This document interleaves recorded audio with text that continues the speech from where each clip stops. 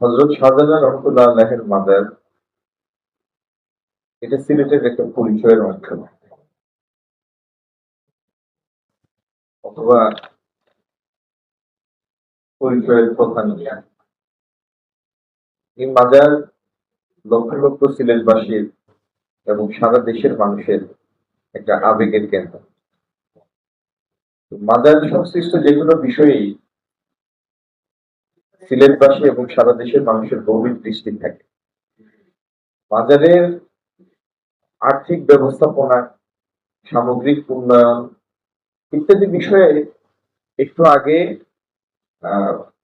বিভাগীয় প্রশাসন, জেলা প্রশাসন এবং সিটি কর্পোরেশনের প্রশাসক মহোদয়, জেলা পরিষদের প্রশাসক মহোদয়, সিলেট উন্নয়ন সংস্থার প্রশাসক মহোদয় সহ আমরা বসেছিলাম। সেখানে দরগার প্রতিনিধিবৃন্দ ছিলেন, মোতাল্লিক সহ। আমরা এই সমস্ত বিষয়ে আলাপ করেছি এবং আগামী দিনে দরগার উন্নয়ন এবং দরগায় যে সমস্ত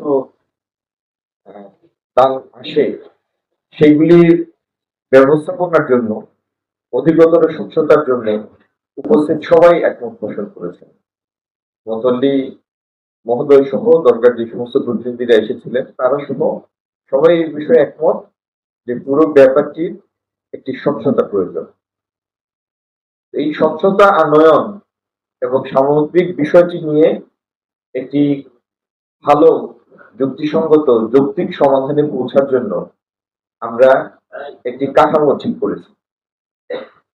আমার নেতৃত্বে এই কমিটিতে সিটি কর্পোরেশনের প্রশাসক, জেলা পরিষদের প্রশাসক, উন্নয়ন সংস্থার প্রশাসক, বিভাগীয় কমিশনার, সিলেট রেঞ্জের ডিআইজি, দরগার মতওয়াল্লি পরিবারের 2 জন প্রতিনিধি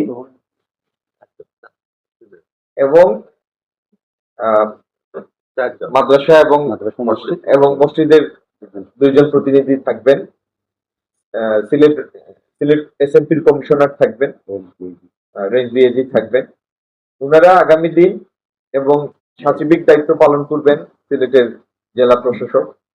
ওনারা আগামী দিন বা আমরা আগামী দিন বসে আগামী 1 মাসের মধ্যেই আমরা একটি যৌক্তিক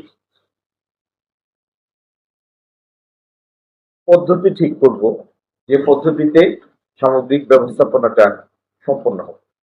এবং এই কমিটির কাজের প্রধানতম লক্ষ্য হচ্ছে পুরো ব্যবস্থাটার মধ্যে একটা পরিপূর্ণ স্বচ্ছতা আনা। ধন্যবাদ।